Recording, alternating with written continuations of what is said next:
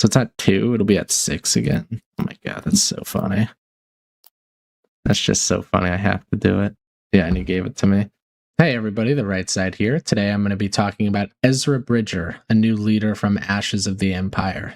This is the deck list we ran. This is a super fast, super space heavy deck. I threw a Karis Nemec in there, Outer Rim Constable, but it's mostly just about stacking space with 3+ attack units and then just swinging away. You know, just trying to win the game as fast as you possibly can. And that definitely happened for me. Some of these games I was able to just turn 5, turn 6, like it's over already. It's some of the fastest games I've ever played. I had a great time just playing space units, doing damage, and then stacking upgrades on my leader. It was great. And yeah, we'll go over it a little bit more in some of the gameplay videos, but just wanted to discuss it here. So let's get into game number 1.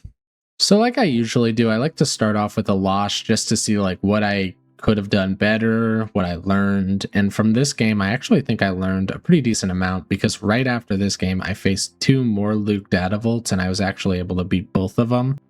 But I just want to reflect on it like high level here, just to see like what I could have done to speed it up, maybe kill him before he can get his flip or anything like that. So let's get into it. So this is what I was dealt at the beginning of the game. Poe Dameron and a Yellow Aces Bomber could be my turn 1 and 2. I have Punch It, I have AN, Stolen AT Hauler, Rose Tico. I think that this is honestly, like going through this game, I just went through it just before the video, and I think this is my biggest mistake. I think when I started with this deck, my idea was like, I want to play all in space. Like, I know Luke is going to be full ground. This Poe Dameron's just going to get him crazy value. But like this turn 1-2, like Poe Dameron into Yellow Aces Bomber is like so good. And then I have Punch It and AN for some reach. Like this is a fantastic hand. And I decide to mulligan here, which I kind of disagree with, but I end up pulling like a decent hand anyways. I have Karis Nemec, Yellow Aces Bomber, Blade 3, and Beguile, and Rose Tico. Here, Blade 3 is actually probably pretty good. I know Luke tends to go wide, so maybe Blade 3 would be a good play here. But we decide to resource the Outer Rim Constable, which I'm cool with, and Rose Tico, which I am, I guess, okay with. She could provide some reach towards the end too, but obviously turn 1 we play Karis Nemec. He plays Mina Bonteri. We're expecting this guy to die, but it's okay. We can just turn 2 Yellow Aces Bomber, get the advantage on the Yellow Aces Bomber. So then we pull Firestar Attack Shuttle and Han Solo. This is a really, really, really important synergy here. Han Solo on Yellow Aces Bomber is an incredible 1-2 play. And I'm already seeing like this turn 4 here, Firestar Attack Shuttle with Han Solo. Maybe here I would probably dump the Beguile instead, like just knowing he hits base so much, Blade 3 is a really good card to combat that. So yeah, but we resource it, it's fine, I get it. So beginning of my turn, I hit base for 3. This was a big mistake again. I should have played Yellow Aces Bomber. It's the same thing. I play Yellow Aces Bomber, I attack with this. Then he kills it. Yeah, it's just, such a bad mistake. So I die. I don't even get the advantage token on anything. So then I play the Yellow Aces Bomber and attack with the Spy token. Like, what am I doing? But I end up getting a lot better at this as the games go on. But it's just like, when you watch this back, you're just like, oh man, like what was I thinking? I don't know what I was thinking. It was not great. So then he plays Yaddle. Then I claim, he passes. I pull Blade 3 and Razor Crest. If I could go back, I'd probably get rid of the Razor Crest here, or the Beguile, but whatever. I don't. I get rid of the Blade 3 again. So here I play Han Solo on the Yellow Aces Bomber. So I'm able to salvage some damage. Like, I'm short 1 damage here, but still it is now upgraded, so I still get the on attack trigger here, which is doing 2 damage to a base. So luckily I still get it, but technically I should be hitting in for 5 right now. So I hit in for 4, and then I also get the 2 damage on base trigger. He plays T6 Shuttle. This is an insane card. This pretty much shuts down our game plan. It's unfortunate that he has it, but he does. So we play a Firestar Attack Shuttle, giving it the advantage token. He hits in for 2, and then we claim and he passes. Here I pull a Podamron and a Stolen AT Hauler. This is another thing that I've noticed about my game. I'm like really obsessed with playing on curve, and I think I need to dump that. Like that's a thing that I probably need to flush out of my memory here, because I'm going to be on 5 resources, and instead of being okay with just playing a Razor Crest or just playing a Stolen AT Hauler, like whatever it may be, I decide that I need to play on curve, and it is probably like the worst possible play I can make here. But this is just like reflecting on it, this is what I see. So I resource the Stolen AT Hauler, and I play Podamron. There's just like no reason for this, like at all. He just taps his T6 shuttle and kills it with Yaddle. And then I play Beguile here, bouncing his Sentinel. And all he's going to do is he's just going to replay it. And this is another thing that I'm like thinking in my head, like, okay, but I won the value trade. Like I paid 3 resources to bounce it and to have him play it for 4. And then he's going to end up passing with 1 resource up. Like I've won this exchange. When in all actuality, no, I did not win this exchange because I am an aggro deck. I need to be killing him. I can't be doing this like value trade thing. Like this is like very blue-black, like blue-white, like end game. Like this is that's not what we're doing here. Like we need to be killing him. And like how do we kill him? We put units on board and we like hit base, right? So in the end here, all I do is I end up killing it anyways, like what I would have done, except he doesn't have an extra unit on like the ground. But I don't know, it doesn't matter to us. We really should have another Razor Crest on the field here. That's a mistake by me, and it's going to end up costing us. So he claims, I flip Ezra, and then I just hit base for 3 and give another advantage token to the Yellow Aces Bomber. Here we pull Sudden Ferocity and Han Solo. We already have a Han Solo out there, so this doesn't do anything for us. So I resource it, and it gets bad here. He plays Lost and Forgotten and kills our juicy unit that would have hit in for 6, plus 2 because it's upgraded, so 8. Yeah, and you know, it's pretty much over. So we play Razor Crest here. Yeah, just trying to play another unit. He hits in for 2 and heals 1. I hit in for 3, give the advantage to the Razor Crest. He claims I pass. I pull Beguile and Unsanctioned Patrol. It's kind of too late for Beguile. And plus, if I resource this, I can play Sudden Ferocity and Unsanctioned Patrol, which I need to at this point. He plays Blue Leader, hits Ezra for 5. I play Unsanctioned Patrol, hitting in with Ezra for 3, giving an advantage to Razor Crest. He flips Luke, puts Armorer of Fortune on it. I play Sudden Ferocity on my Razor Crest. He kills my leader. I hit in for 8. And he claims I pass. I pull Night Saber, which doesn't do anything now that our leader's gone. And Podamron, so I just resource the Night Saber. And here he plays Hyperspace Disaster, killing all my units, and it's game over. So I think there's some really important lessons here. Like I did 28 damage to base, which is like pretty good. He just happened to have a lot of restore, and I made some pretty bad mistakes. So important here, like just knowing I can't be playing the value game here. Like I can't be bouncing units and then having him like lose resources just so I can play on curve and like win this value trade. Like that's not what we're trying to do. Like we're trying to hit base and kill him like quick. So this value trade thing isn't going to work. We need to spam units, and yeah, we just did not do that. And here, like this blunder, like this just is what it is. Like it's going to happen. But yeah, something like this could have mattered. Like should have played Yellow Aces Bomber here so we could get the advantage token on it. Super big mistake. We'll learn that later on. But yeah, so I mean, beyond all that, like obviously he had good draws too. He had T6 Shuttle he played, which was really, really good for him. And then obviously we had this super boosted Yellow Aces Bomber that he just lost and forgotten. So, you know, he had good draws, but I also played really poorly. So definitely some things I could work on here. But on to game number 2, and it's going to get a lot better, I promise. All right, on to game 2. This is the hand that we draw at the beginning. This is honestly a fine hand. We've got the N1 Starfighter. We have the Ebon Hawk. Han Solo's in here, so nothing wrong with this hand.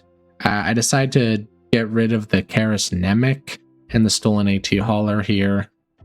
Just thinking about this, maybe I get rid of Rose Tico. Maybe there's not enough Sentinels. I don't know. So we decide to dump the AT hauler and the Nemec. Obviously, turn 1 N1 Starfighter. He plays Secretive Sage. That's fine. We claim he'll pass. We pull Poe Dameron and Green Leader. I don't think that this color combination has a lot of Sentinels in space. So I don't think that Poe Dameron's going to be particularly relevant. So we get rid of that one. And we decide to be a little greedy here and play the Ebon Hawk. I've done a lot of reflecting since I played this deck last, and I don't think that the Ebon Hawk here is actually a good play. I think I shouldn't be this greedy trying to get that advantage token. I think I should probably just hit in with the N1 Starfighter. But he also gets greedy. He'll play the Constricted Lightsaber on the Secretive Sage. That's totally fine. We're going to be faster than him, so that makes no difference to us. We attack in and we give the advantage token to the Ebon Hawk. We'll claim here. And we pull Night Saber and Blade 3. He's building tall, so Blade 3 isn't really relevant. And here, I think this is the only mistake I made this game, in my opinion. I have this Han Solo, and I decide to go really, really tall on Ebon Hawk instead of placing it on the N1 Starfighter, making it harder to kill, because I know he has units that give things -1/-1, and Mother Talzin can also give something -1/-1. So if I could go back here, I would probably play the Han Solo on the N1 Starfighter. Instead, I decide to play it on the Ebon Hawk, just so we can attack in and do 8 damage, which is a lot, but I'm not a huge fan of this play. He decides to use Mother Talzin's ability. He gives the N1 Starfighter -1/-1. We hit in for 3. He hits in for 4. And then I will play the Green Leader here. And then he plays Darth Tyrannus. And then I'll claim, he passes. I pull another Night Saber and a Flare Star Attack Shuttle.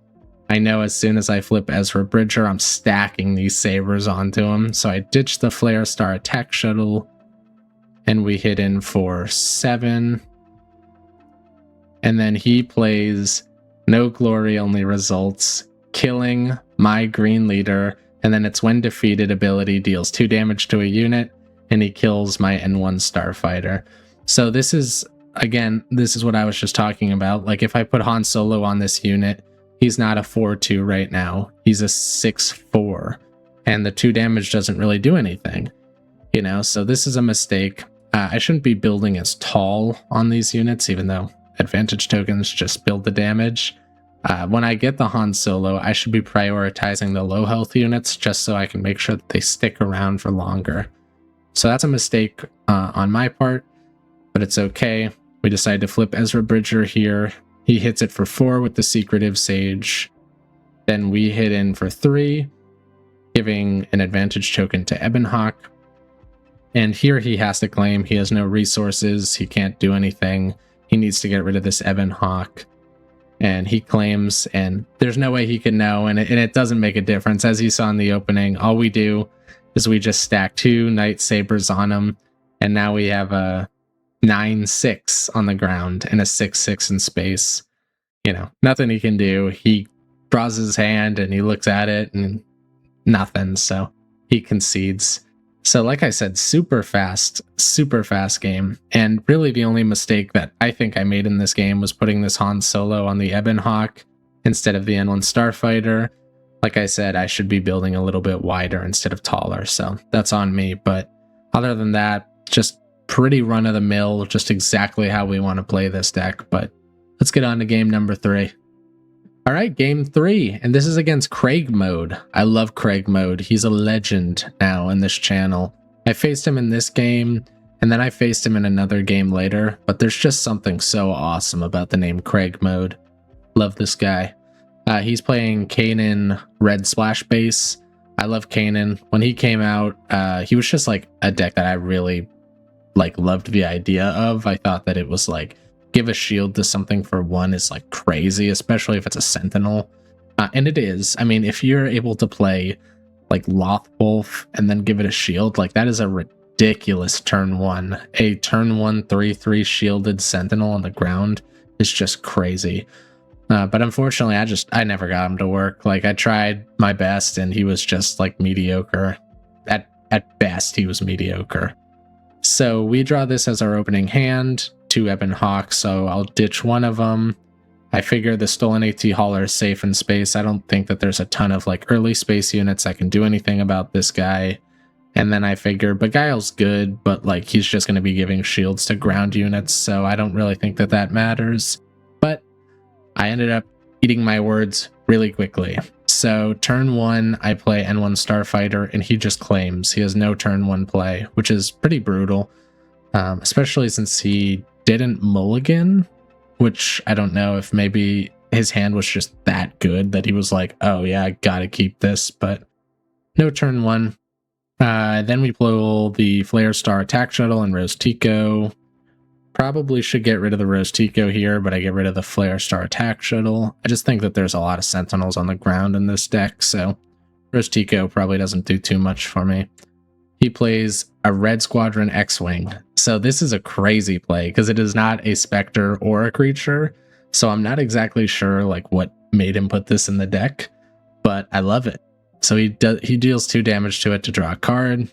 I figure if there's any time to get greedy, I think now is a good time, especially since he can't do anything anymore, so I just know that this is safe. Here I play the Stolen AT Hauler. I really probably should have played the Ebon Hawk just because there is a space unit that can do damage. So like this is a really questionable play. Like he can kill this thing pretty easily and then he can just play it and I feel like my game is over. Like definitely not a great play. But he claims here, I hit in for 3 and I give it an advantage token. Here I pull Poe Dameron and Blade 3. He doesn't have a lot of units on board, so I think it's safe to resource the Blade 3 here, so I do. He plays the Kanan Jarrus here with his Splash Bases effect. It's a really good card for Kanan himself in a different color, different color scheme. It works. And he bounces my N1 Starfighter. Here again, I really think I should play the Ebon Hawk, but here, like ingrained in my mind is this idea that I have to play on curve. I have to play 2/2 drops here, even though it is like very bad, like very obviously not a great play to do it. But I do it anyways. So I play this 2-cost 3/2 N1 Starfighter. He attacks base with his space unit. I hit his base for 5, giving the N1 Starfighter an advantage token. He claims and I play Poe Dameron. Don't love the play. So then I pull Blade 3 and a Sudden Ferocity. Obviously it has plot, so I put the Sudden Ferocity in the resource row. He kills my Poe Dameron with his Kanan. I hit his base for 4 with the N1 Starfighter just because I know he can kill this thing. He plays the Ghost, which when it's upgraded it gains Sentinel, which will be obviously very relevant, so I have to kill him very, very, very quickly, like as fast as I can. So I hit his base for 5. He hits my N1 Starfighter with his Red Squadron X-Wing. There's arguments here about whether I should flip Ezra before I hit base for 5 here, just so I can pass the advantage token to Ezra. But it's okay, it's like 1 damage loss, it's whatever. So I flip Ezra here. I play Sudden Ferocity from the resource row on him. He claims, I think I can do that, right? When a friendly unit's attack ends, if it dealt 3 or more combat damage, we get to... Yeah, so I lost 1 combat damage by not flipping Ezra quicker, but it's okay. I attach Sudden Ferocity, and I attach a Night Saber to him as well. So a 9/8, hit in for 9, give an advantage token to the Stolen AT Hauler. We pull a couple cards, it doesn't matter. He puts a shield on the Ghost here. This is a nice thing about, you know, giving Ezra Saboteur, is if he didn't have Saboteur here, like there's nothing we can do. I mean, we can attack his Kanan with our Ezra Bridger and then play Rose Tico, who's going to come in ready. But who's to say that he doesn't have another Sentinel, and then he kills my Stolen AT Hauler, and then he plays it for himself, and then I have, you know, no units in space and he's hitting it for 10. Like, It's just like, this is why having a Saboteur leader, especially an aggro Saboteur leader, is just so good. Like, stacking Ezra is an incredible game plan. Like, I noticed all the games I won are the games I was able to put Sudden Ferocity on him and Night Saber. Yeah, or double Night Saber. Just any game I'm able to upgrade Ezra to be super tall was a really good game, which, you know, go figure. No leader removal is going to do that, but yeah, so we were just able to do exactly what we wanted to do in this game, and obviously we hit base for lethal, and we take it down. But yeah, let's get into the deck review, see what changes I would make, some most and least valuable players, you know, the fun stuff. So yeah, some great games today. This deck was super fun, like I said, super fast. I had a great time with this, but there's definitely some cards that I think were great, and some cards that I think maybe should be swapped out. So let's start off with the cards that should be swapped off. And I'll say Rose Tico. You know, I'm not going to say maybe not in the deck, but maybe not in the main board. There's just so many Sentinels everywhere now that just prevent you from getting any value off Rose Tico. I was never able to play her and kind of get exactly what I wanted out of her, especially on your leader flip turn where you want to be playing Sudden Ferocities or, you know, the +3/+2 upgrade on him as well. You know, this Rose Tico is probably just not how you want to be spending your 5 resource turn. And as a possible option on the 6 resource turn, it's good. But like I said, there's just so many Sentinels now that it just, you know, it very rarely gets its value off, unfortunately. And these last two that I'm going to be showing here are 2 additions that I actually made to the deck. So that's how you know that I'm a fantastic deck builder. The first one is the Stolen AT Hauler. Now, I will say, I do actually think that this is a really good sideboard option. If they're not running any like space interaction, I think that this is like probably one of the better cards in the deck, like straight up. A 3-cost 4/5 that if they can't get rid of it, like this is just a value train in space, like all day long. It's great. And then the last one, I don't even think that this is a sideboard option. This was just a bad call on my behalf. I saw a 4-cost Sabo unit in the new set, and I figured maybe it would be good. But very rarely do we have cards and no AN and like, you know, and even then, like a 4-cost 5 damage Sabo is like fine, especially considering like there's very few Space Sentinels and like, you know, Razor Crest is good to get by him.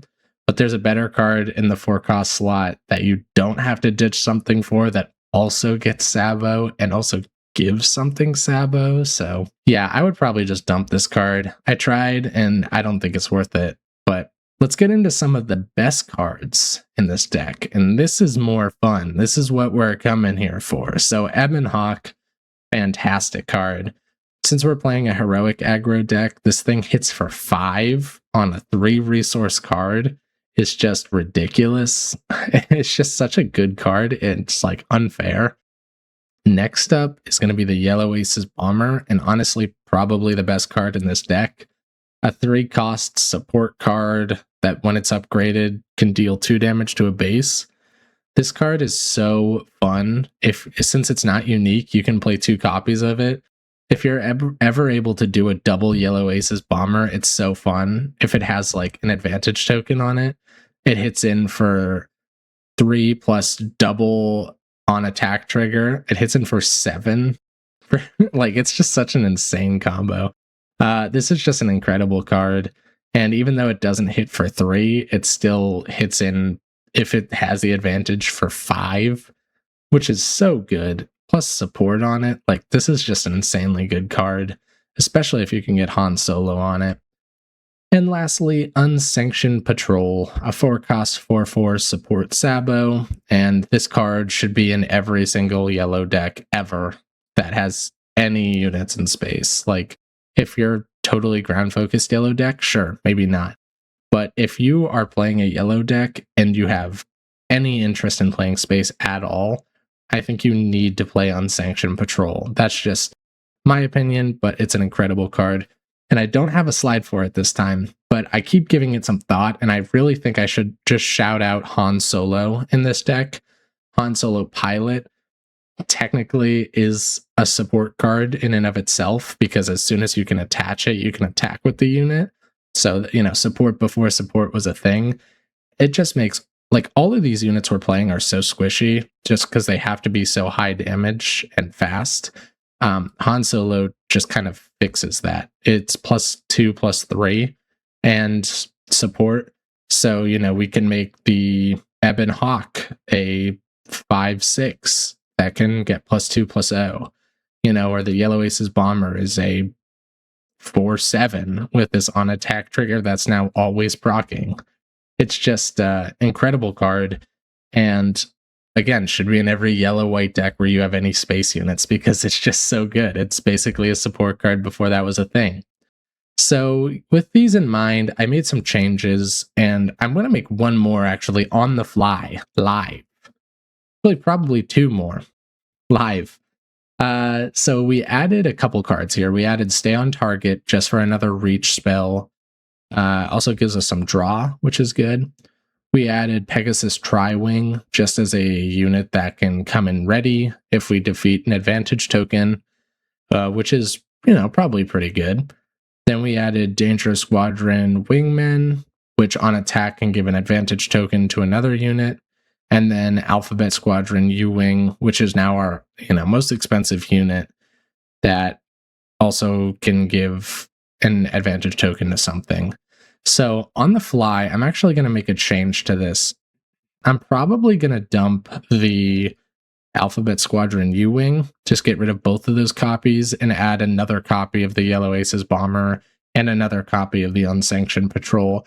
I can just say, like, from the games I played, like, when I was able to play those cards, they were by far the best cards in the deck. Like, maybe dumping a copy of Blade 3 too. Yeah, I'm just like thinking about how I played these games. Like, the Yellow Aces Bomber and the Unsanctioned Patrol are two of the best cards in this deck, and to only have two copies of those, I don't think that that's right. But yeah, that's going to be it for today's deck. Super fun, super fast. If you're a fan of the new advantage mechanic, I recommend that you try this out. And it's been doing pretty well outside of how I play, apparently. But stacking your leader is fun. Giving advantage tokens and killing bases is fun when you're in a meta that does not accommodate for that playstyle at all. But yeah, this is a super fun deck. And if you guys have any recommendations for me, please leave them in the comments. I'll try and make them to the best of my ability. And thank you for watching.